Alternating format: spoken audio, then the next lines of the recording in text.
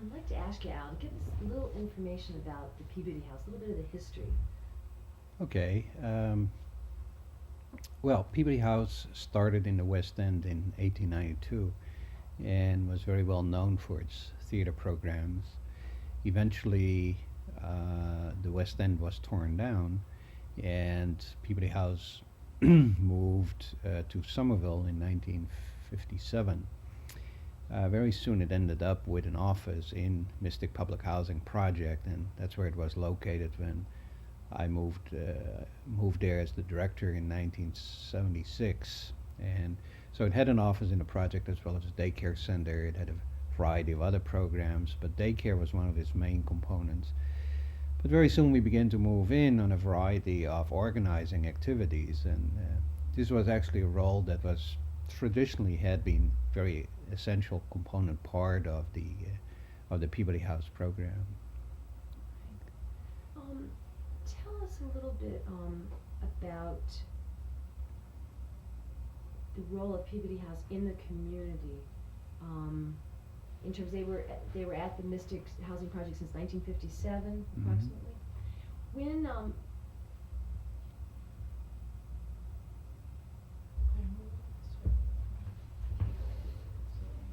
I lost it.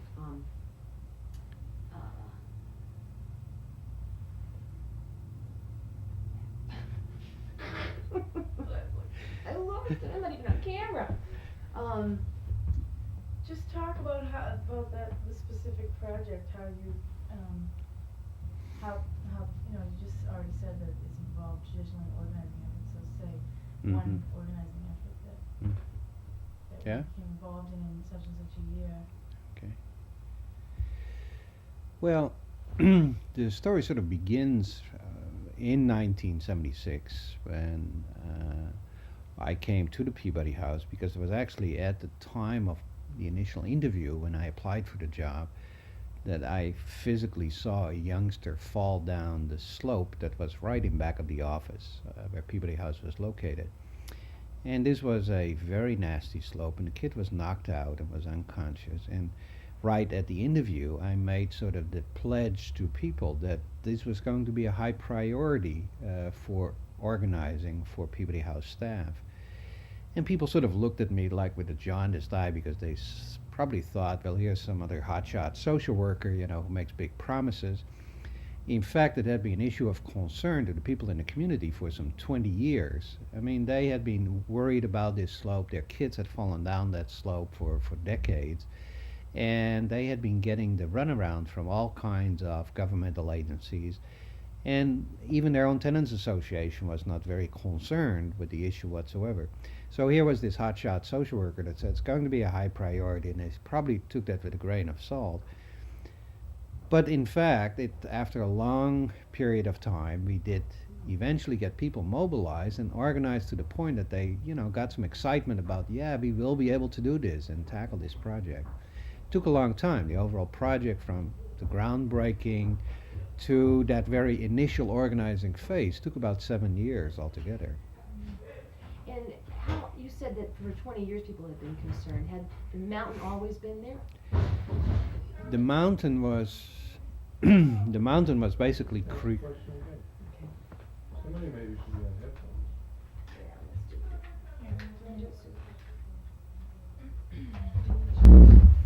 There's a headphones extension around. Why don't you pause the tape?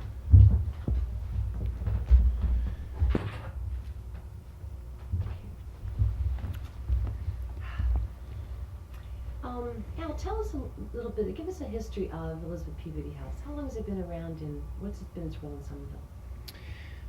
The Elizabeth Peabody House started before the turn of the century in the West End in Boston as a memorial to Elizabeth Palmer Peabody, who was a real pioneer in the kindergarten movement. As a matter of fact, she's been credited for the establishment of kindergartens in the United States. It very much was oriented toward work with early immigrants and had a variety of real pioneering movements. Early pasteurization of milk, for instance, was started by the Peabody House very early in the game. They had a variety of programs going for newcomers, and they had a very excellent theater program, and their Yiddish theater and their ethnic theater of the new immigrant groups that came in was well known, and the Peabody House players produced such people as Mr. Spock, Leonard Nimoy, and others like that. It moved to Somerville after the West End was demolished because of urban renewal, and came to Somerville in 1957 or 58 for all practical purposes, and had a variety of programs in storefronts, but one of the most important programs, and later they had their headquarters there, was in Mystic Housing Project. And it was there where the Mystic staircase begins to unfold many years later. Right. Tell us, what was the staircase? Well, basically the staircase story started even years before I came on the scene. But when I first became aware of it was the day that I applied for the interview as director of the Peabody House, and this was in 1976. And when I walked around on that particular day to get a feeling for the community, I saw a youngster fall down that slope, which was a 60-foot slope covered with slate, and was knocked out and basically had the potential of a very serious accident. I very soon learned that a number of youngsters had been hurt on that slope.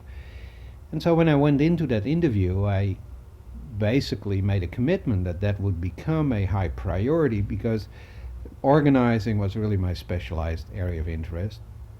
And I felt that that was the traditional role of settlements to begin with. I mean, this is how Peabody House had started, how they worked very early in the game on changing legislation and changing conditions in people's lives. And so I felt that that was consistent with the role of settlement houses, and particularly in this case Peabody House. It took a long time for people to get excited, because for 20 or so years they had seen this slope, they had seen their youngsters fall down the area there, and all the officials just pointed the other way and gave them the runaround, because nobody wanted to take responsibility for resolving that problem.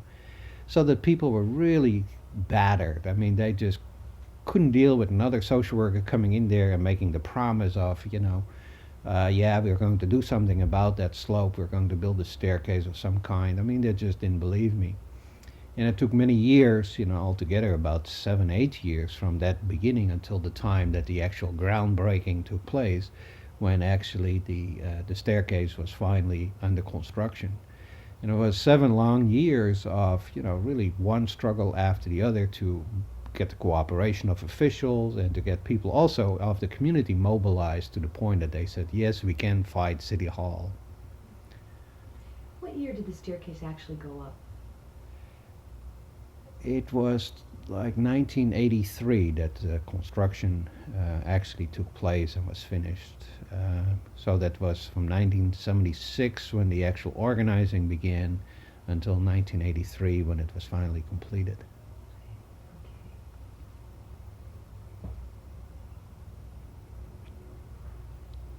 What role did the media play in some of the organizing efforts to build the staircase at Mystic Housing Project?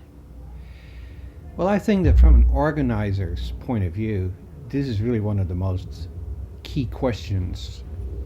And that is, to me, it was really exciting to see young people who learned how to operate cameras and use television in such a constructive way. And they were the ones who wouldn't have had any other area of interest in terms of getting the stairway, but their contribution was really the video documentary.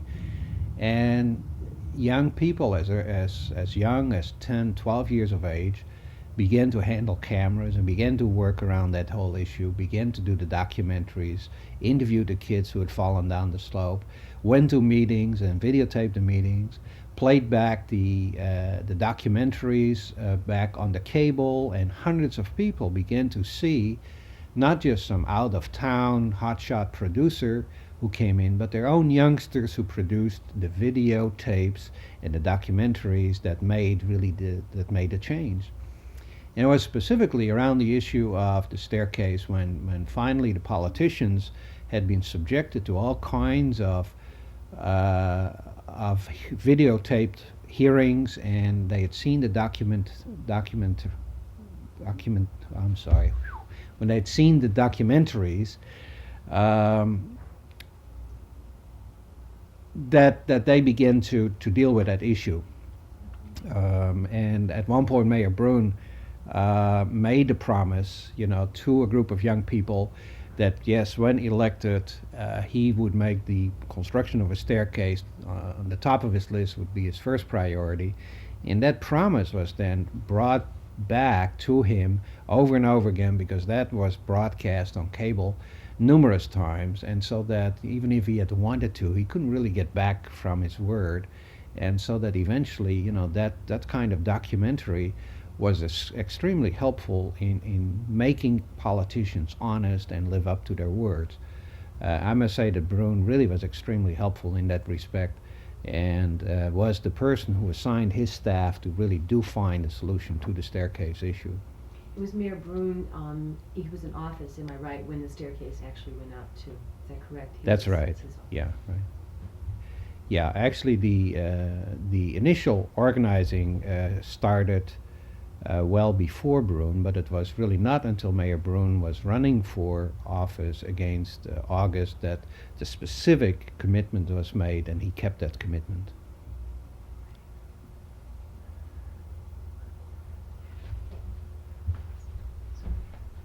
Pause. Okay, go ahead. Now, would you give us a little bit of background too of some of the major cast of characters and the public officials and how? Well, one of the problems that we discovered very early in the game was that the actual slope was owned by various governmental entities. There was the MDC, because the MDC had a pumping station there, and the slate that was collected there on the slope came from a big ditch that the MDC at one point had dug there. Then was a housing authority owned about half of the slope. The city had a street that ended on the slope, and so they owned a piece of the action. And then there was the school and the school committee. The Healy School had its playground that ended on the slope, and many of the kids coming from that particular playground would come down the slope in order to get back to the Mystic Housing Project, and that is when many accidents would occur. So there were basically several governmental entities that were involved, and every single one of them pointed the finger to the other in terms of who was responsible when there was a problem. Could you also describe more of the physical placement of the mountain and what it looked like? Yeah, actually there were two parts to the mountain. One was a sheer cliff, and that was sort of a geological oddity, because there was a sheer cliff that literally was about 60 feet straight down, and those were granite rocks. Then a little further down, the area where we're talking about was basically had been created when the MDC had been digging a big ditch for one of their sewer pipes or water pipes, and they had created all this loose shale, which was actually just lying loose there, and was 65 feet high and about 45-degree angle. And this was the area by which the kids would come down from the playground of the Healy School back to the housing project. It was like a huge cliff that was just loose rocks, and when a kid fell on that, would cut himself to ribbons. And we saw indeed youngsters who had been cut very badly there with 40, 50, even 60 stitches, on their legs and arms. Very serious accident that had taken place. Early in the game, those were the accidents we heard about. It was not until later we heard about the youngster who had been killed on that slope. Could you tell me what MDC stands for? Metropolitan District Commission. They were in charge of the pumping station. Pause. Is this guy gonna keep doing this? Who knows? Shall I just answer that one, or do you want Yeah. Why don't you go Okay. ahead? Well, the various jurisdictions that were involved, really whenever there was a problem, would always point to the other parties, for some sort of solution. And so the housing authority pointing to the school committee, and the school committee pointing to the city, and everybody pointing to MDC, Metropolitan District Commission, basically had the result that after a while the tenants were just running around in circles and were given so much to run around that there was a real problem in terms of their belief that anything would be able to take place there, anything would happen there. So in fact, it was not until after Peabody House commissioned a title search which indicated who owned what in that area. Holy shit.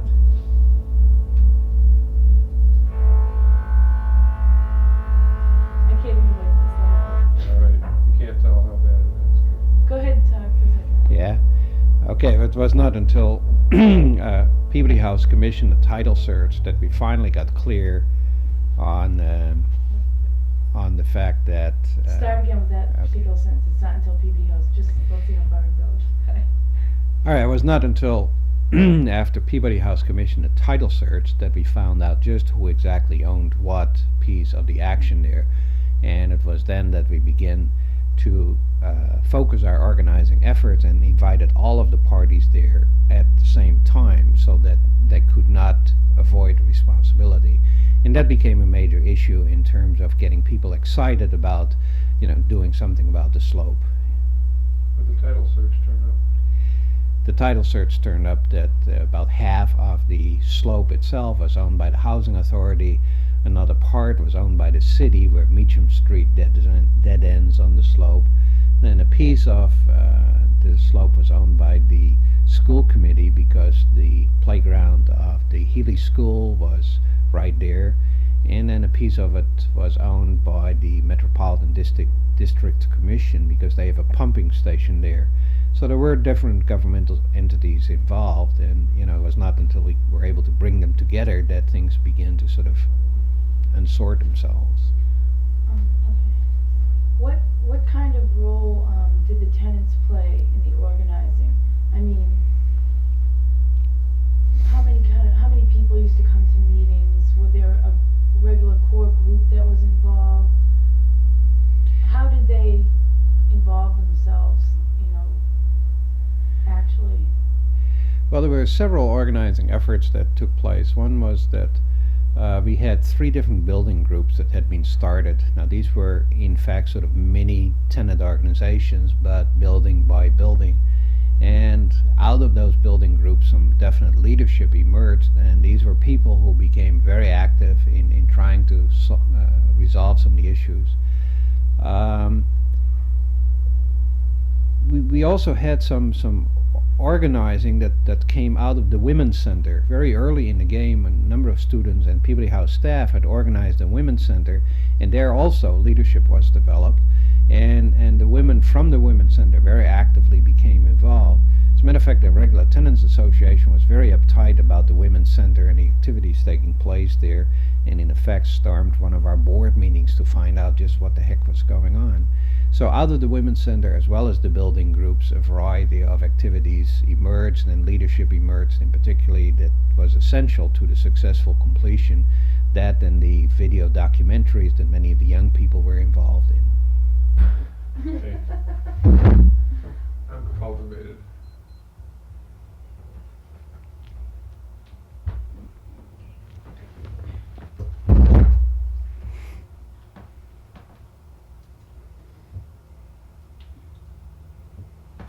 Okay, when and how did Channel 7 become involved in the struggle?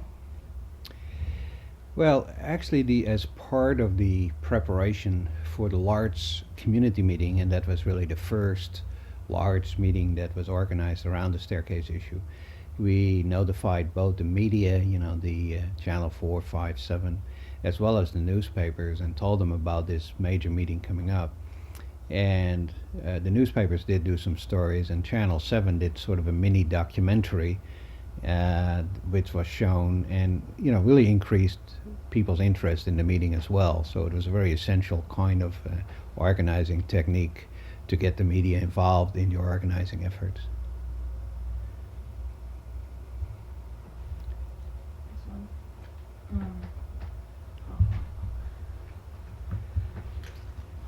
How was I gonna say this question? We've heard that the people, their lives are one of struggle from day to day, and I'm wondering how the people got motivated to organize themselves to the point where the staircase was built, how that developed over time, how many years were involved in their motivation, how it grew. Well, I think people were very apathetic about the staircase initially, primarily because they had had the runarounds so much from various governmental entities. I mean, nobody really wanted to tackle the issue.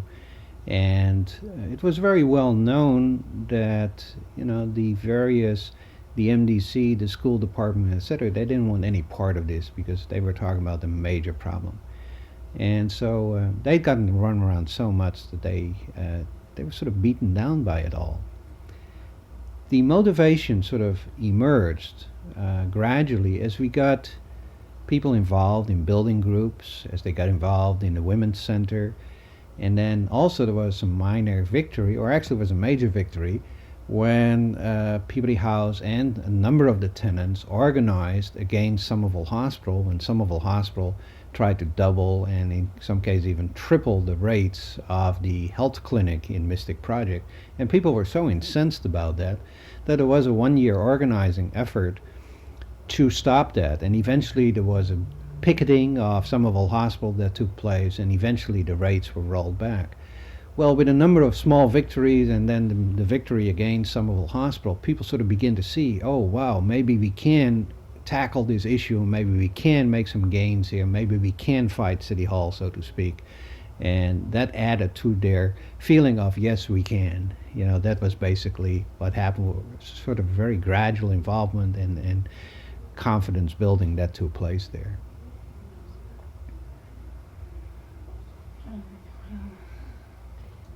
What period of time did that take place over? Well, the building groups were begun almost immediately in 1976 and 77, and they were dealing with issues that were of concern to the people in a particular building. But out of that, some real leadership emerged, and people began to sort of develop some strategies, like they took some kids to court, and they took the housing authority to court, and then the organizing effort against Somerville Hospital, that was later in the game. So I would say over a period of about 4 years that this all materialized to the point that people really said this has to be done. And then frankly the clincher was when we at one point discovered that the youngster had been killed on that slope, and at that point we really used Alinsky's rub raw the source of discontent kind of approach, where we said, hey, is your kid going to be next? And that was really, in many ways, that people said, my God, if this was allowed to happen here, it's not going to happen to my kids. And that was sort of the straw that broke the camel's back, and people were ready at that point to tear the housing authority apart, or whoever was going to stop them.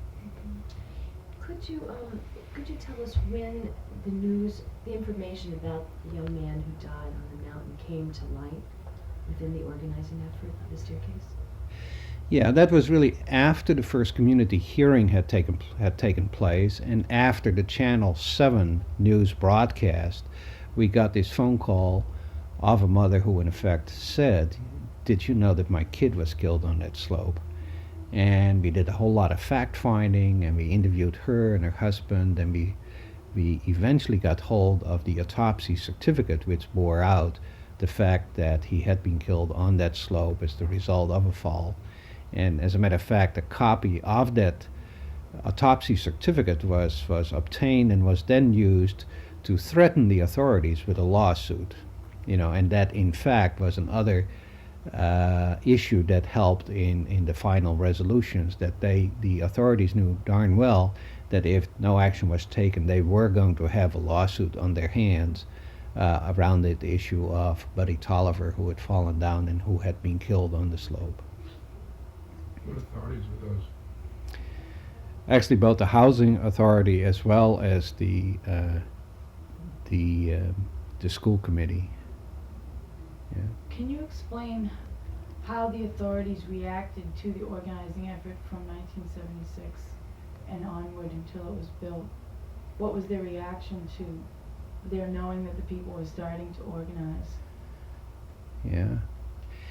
You know, the amazing thing was that at the first community meeting that took place, a number of city officials, state officials were present, politicians, and nobody denied, or everybody denied that they knew anything about this slope.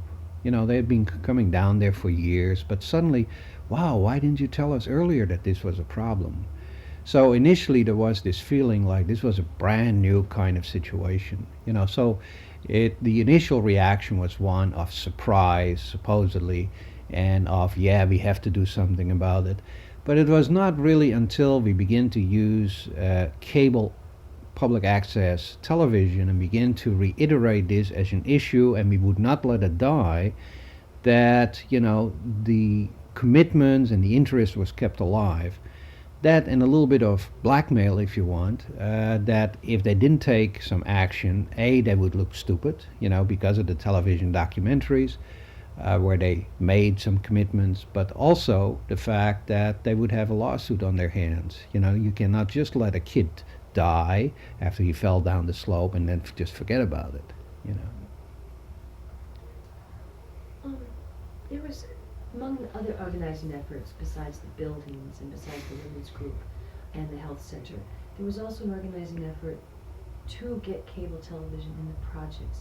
Could you place that both in time and give us a little information about how that also helped the organizing effort in Staircase?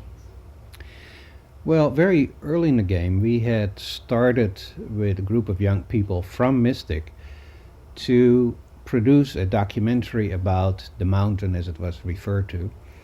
And the youngsters did such a great job that, they wanted that on the cable. But then one of the immediate problems was that nobody in the project could see what the young people had produced. At that point, we began to see, both some of the young people as well as staff, that public access could become a very viable tool, in organizing. And so that the issue was raised, why is Mystic not cabled? And all kinds of excuses came down the pike. The housing authority, in fact, said, no, it's not our baby. The cable office said, well, this is private property and we cannot enter there. And, again, a situation where the left hand didn't know what the right hand was doing. So, in fact, again, Peabody House commissioned a feasibility study, and a person came in who said there are telephone conduits there that can be used without any, special problems, and so there's no real excuse to not have cable there. Well, with this information, I made sure that I got appointed to the cable board, and then sort of carried on the fight on that level. And then, in the meantime, people in the project, specifically Edmund Madeiras, started a petition drive and collected hundreds of signatures saying that if cable came to Mystic, hundreds of people would in fact sign up. And Edmund did a fantastic job there, as usual, in convincing people that we wanted cable. So that was really happening on several different levels. And eventually there was a lot of pressure put on to the cable company, and all their technical arguments were knocked out of their hands, because of the feasibility study. And so then eventually, we came to the point that they had to, because it also had been promised in the franchise document. And so between all those various things, in fact, they had not an excuse not to do it. How old was Edmund Madeiras at the time, and was he involved in the videotaping that the kids were doing?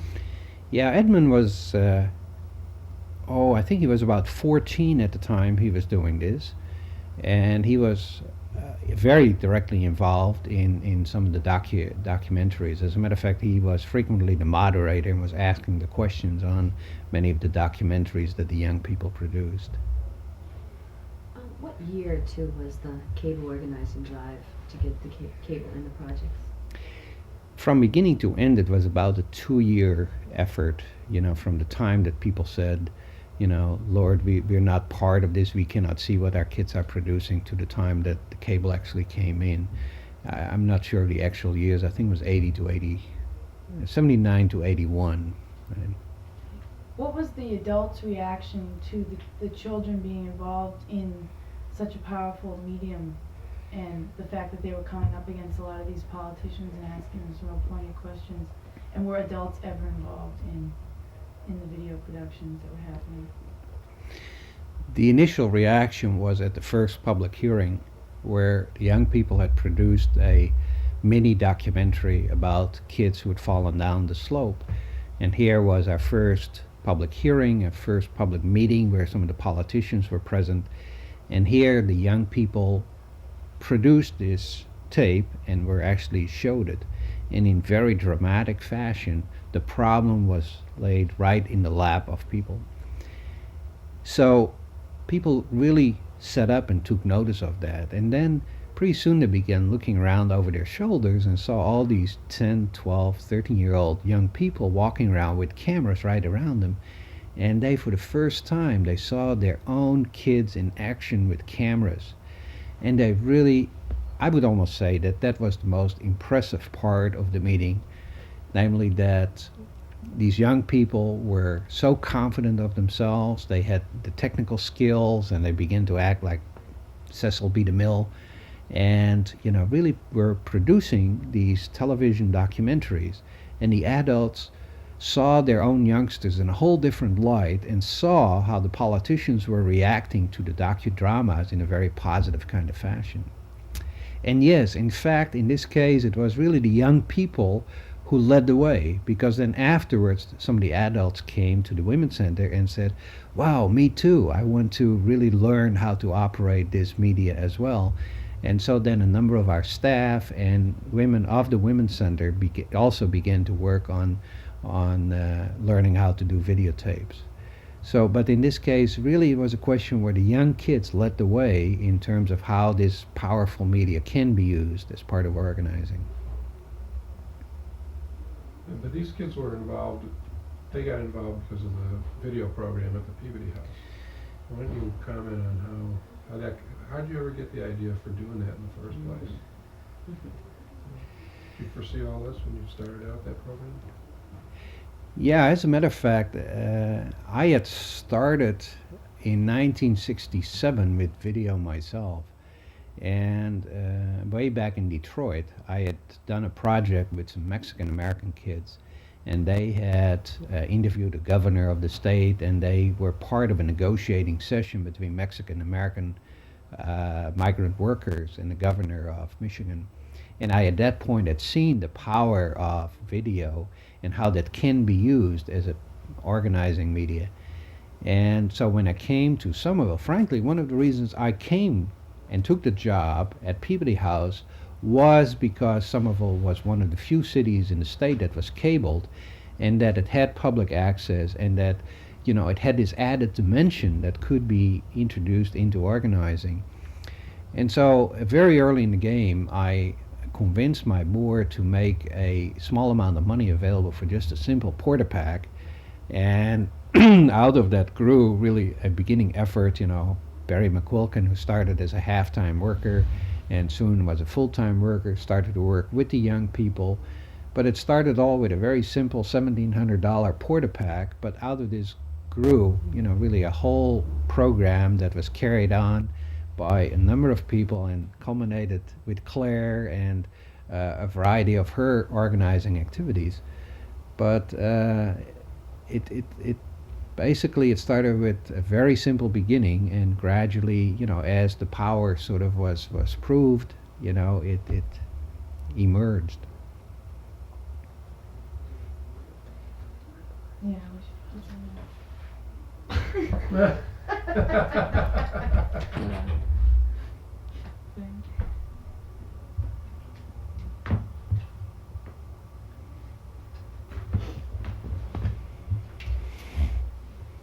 As the organizing effort built toward getting the staircase on the mountain, could you give us a little background about the series of meetings that took place?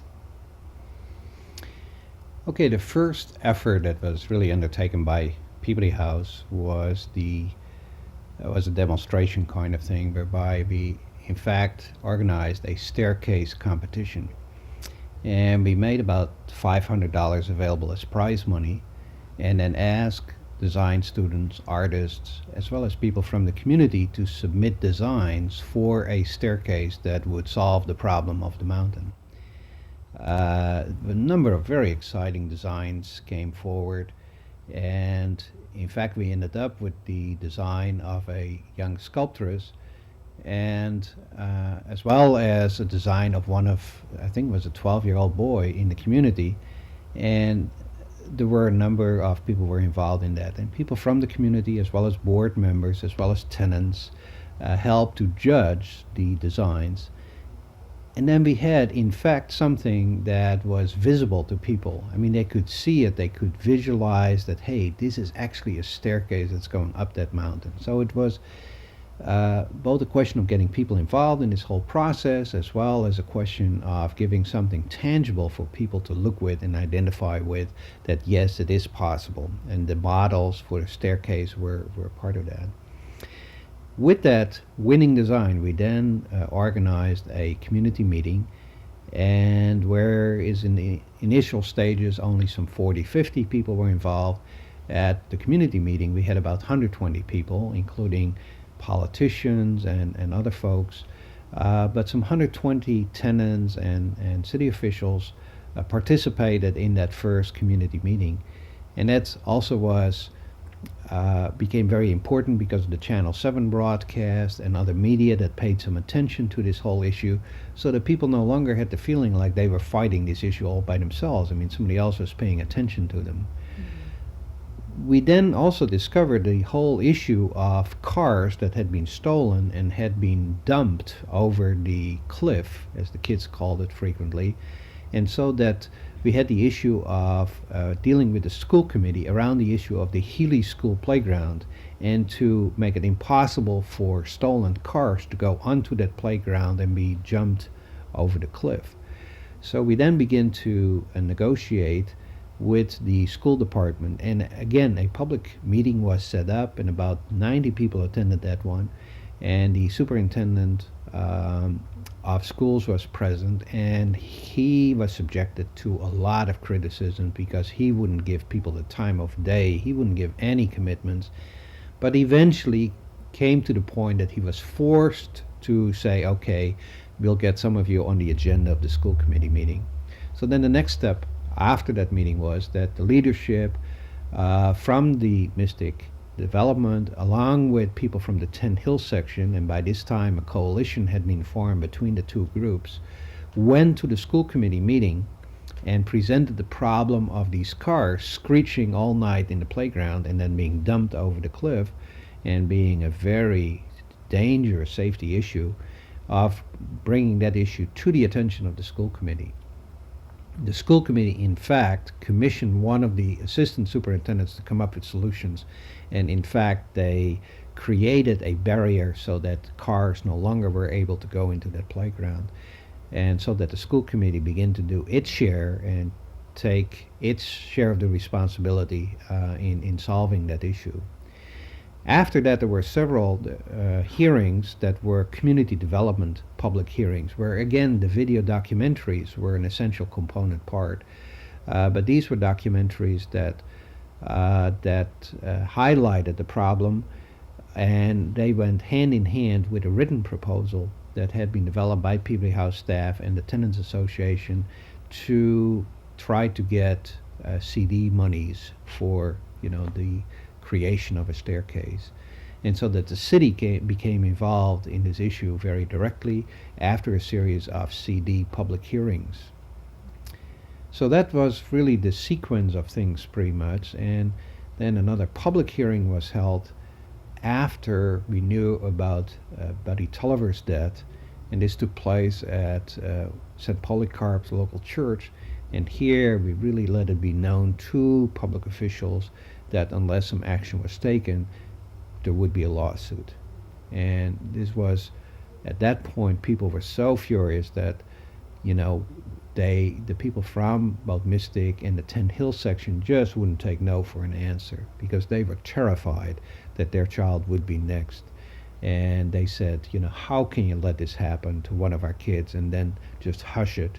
You know, we won't let this happen. You're going to take some action. And in fact, the momentum of that meeting was such that, yes, indeed, some of the officials, you know, did take some action because they knew they had a tiger by the tail here at this point because people just would not settle for anything less than a staircase.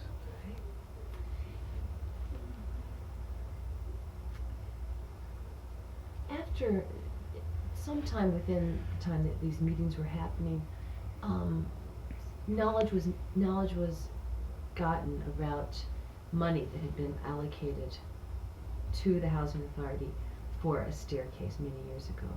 Could you give us some background on the modernization money, specifically the money on the staircase and what came with that? And how you came to know about it, when you came to know about it.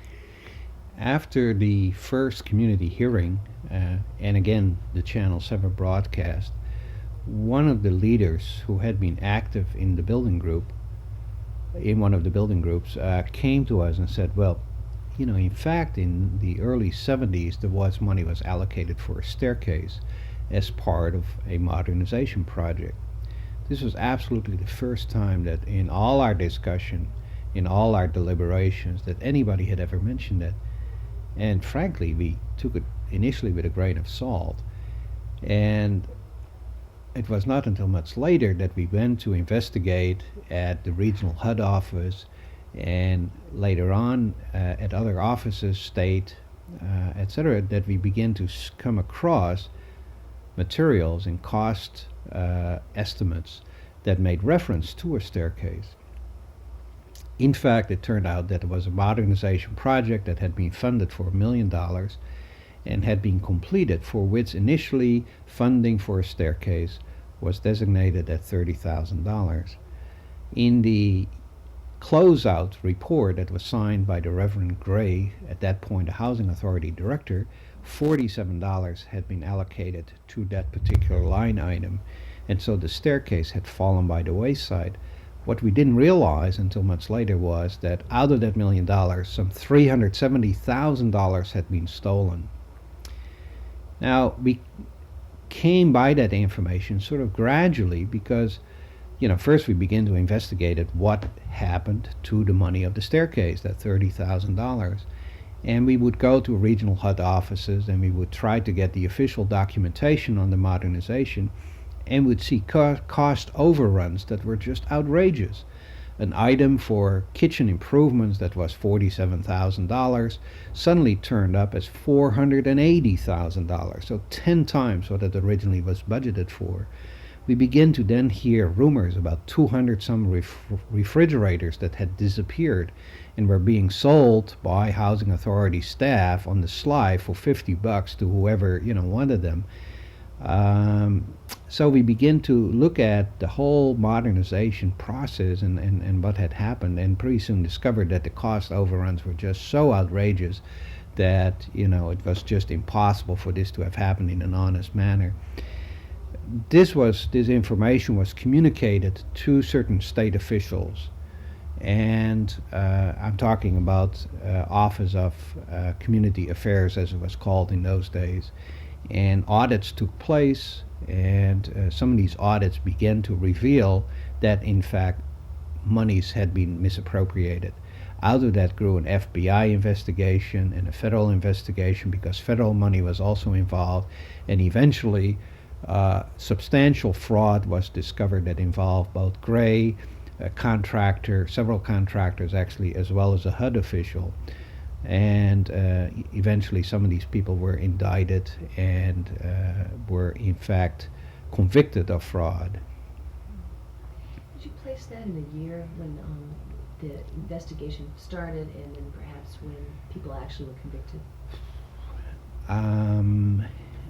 I think it was about 1980 when the specifics of the modernization program became known. And that was only because we went to various offices and pulled this information together particularly with some help on the inside, both on the state level as well as with the regional HUD. There were officials who were helpful to us in this whole process, and they made the documentation available. Locally, they claimed they knew nothing about that. Locally, meaning the Somerville Housing Authority obviously didn't know anything about any of these problems. So it took place over about a 3-year effort altogether, whereby, again, the media became involved in order to highlight the fact that very substantial fraud had taken place. Both local newspapers as well as the Phoenix did very substantial exposés and documentaries of what had happened. And so as this information became available, then the media also added their knowledge and their information to the situation as well. How did the outcome of the finding out what happened to the modernization money affect the morale of the tenants in their organizing effort? Well, it was the discovery that a lot of this money had been stolen, in fact, was a bit of a two-edged sword.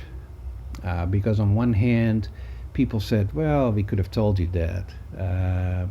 And, it just undermined their hope and their expectations of public officials that much more. On the other hand, it also made a number of people just a little bit more incensed that something had to be done. And the fact that all kinds of people lined their pockets on kitchen improvements and about improvements that were never carried out, whereas the staircase, which could have saved the life of a Buddy Tolliver, fell by the wayside as part of modernization. That was enough for them to say, my God, this has to stop. And so it was a motivating force, but at the same time, sort of a feeling of, here the after Watergate, so what is new? Here's another group of public officials that have enriched themselves at our expense, and the same old BS that is happening all over, So in some ways it was a demoralizing kind of factor, particularly because one of the key offenders was a minister. A minister who was the director of the housing authority and would come out with all kinds of pious statements, and it turned out that the Reverend Gray had stolen some $70,000 as well as umpteen dozen refrigerators for his motel that he's running this very day in Chatham on the Cape. And when a minister is involved in this kind of thing, it even more so affects people's morale in terms of, what is happening to this world. Would you say that any one thing more than another was the factor that made the staircase happen? Is it that simple? Yeah, I would hesitate to credit any one factor. I think, inevitably the fact that there was a settlement house and a staff that was willing to take this on as a project was a key factor. It was the sort of spirit of people in public housing in Mystic that made it possible. People who worked many hours and were subjected to all kinds of pressures, and worked against all kinds of odds. They did not let us and themselves down. They kept on fighting. The key issue, though, was when we discovered that there was a youngster who had been killed on that slope, and that was really the straw that broke the camel's back. People said, this should never, ever happen again, and the fact that this had been hushed up by officials, and this was such a mean kind of thing that people just said, this is it, and that, if nothing else, that was really the straw that broke the camel's back. So someone had to die to make it happen. If I at one point suggested to Mayor Brune that staircase really should be named after Buddy Tolliver, because without that young man dying there, that staircase would not be there today. Yes. If you could give some advice to people in public housing and community organizations such as the Peabody House? What would it be in terms of being able to continue to make lives better in our community? Well, I think that inevitably, when you organize in public housing, it is so very easy for the officials and for the authority to divide people and to set up one group against another. And as part of the staircase organizing, the Tenants Association, the official tenants organization, was not extremely helpful. And it would be very easy to get mad at them and to get incensed at their insensitivity and their callousness. But they also were really victims as part of this process. So the main thing that I would say is really look at how we can bring people together, not have one group fighting another group, because you just play into the hands of the authorities and of the politicians. They love to divide people, they love to divide groups. But if we see what groups have in common and we are able to bring people together and fight around the same issues, I think that's a key issue. I think basically people, regardless of how poor they are and what kind of terrible circumstances they live in, they are willing to get out there, to go to meetings and to organize around issues.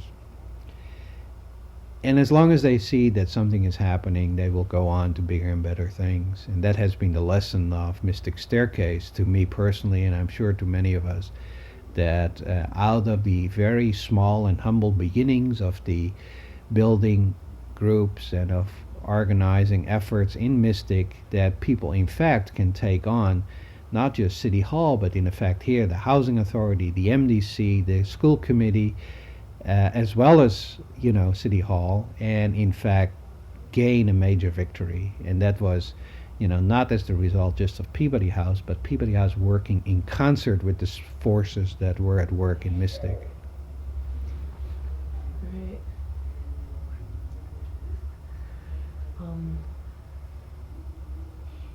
That was one struggle in our community. It spanned many years. Is it over? What's next? How does our work continue? I guess I'm asking as a community organizer. We won that. It was a victory for the people. Can we rest now? No, you can never rest. There's never an end to the struggle, in fact.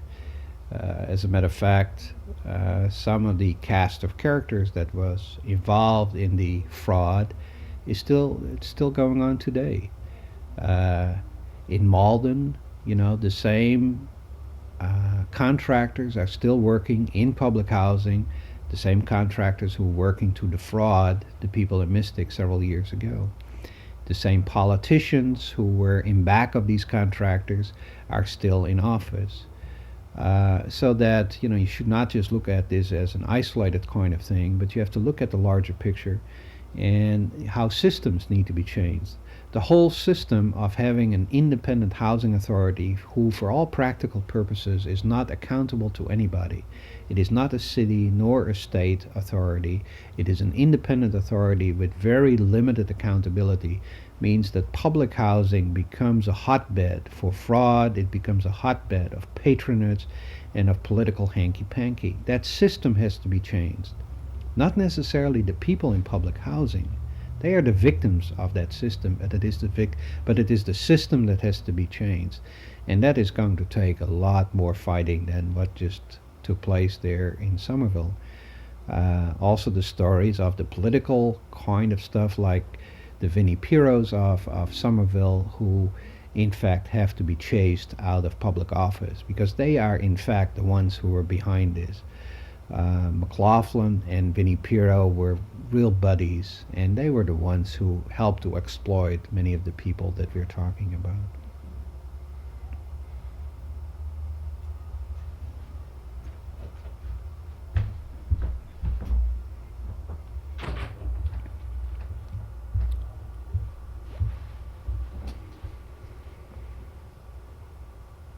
When the Peabody House first started organizing for the staircase, there was a proposal that was put together. Could you tell us about that and who did it with Peabody House? Okay, the proposal that was submitted to the Office of Community Development of the city to come up with funding for the construction of a staircase was prepared by Peabody House staff, specifically myself, and was really had the MHTA, the official tenants organization, as a co-signator to this. So it was really a joint proposal between Peabody House and the tenants organization. It was not until later that the tenants organization sort of backed away from the staircase proposal as information about their own role during the modernization program became more obvious, and they in fact backed away and did not support things actively. As a matter of fact, at some point became really opposed the staircase toward the end. Unfortunately, that became a major issue among the tenants, and in the long run, there was a lot of infighting that took place that eventually culminated in the fact that the official tenants organization was declassified and that open elections were called for. Unfortunately, it was a question that just a local handful of people were running the tenants organization and were not very representative of the tenants as a whole. And the housing authority, as usual, played into this, and they bought off people. I mean, actually, one official of the tenants group was given a job as a maintenance person, $18,000 a year with the housing authority, and that is how the authority would buy off people and would use them for their own purposes. People settled for colored refrigerators and for little housing conference fees and things of that sort, and unfortunately the tenants were not very well represented because of those kind of things. So when you talk about organizing with the tenants, there was a larger group of tenants out there that were concerned that weren't necessarily the tenant organization. Oh, the people who were very directly concerned were out there all right, but somehow their voice was not heard by the official tenants group. And as a matter of fact, they were being discredited by the official tenants group. Just to make clear how the money finally got to the staircase, can you describe the succession of the first modernization money was allotted, then your proposal was written before you found out about the modernization. What actually ended up funding the project? Mm-hmm. Okay, the actual construction of the staircase eventually was not done with community development funding, but there was one official in City Hall who wrote a very imaginative proposal and used urban parks and recreation money. And in fact, the little playground was created to make this possible. The playground that became part of the whole staircase development was so that parks and recreation money could be utilized.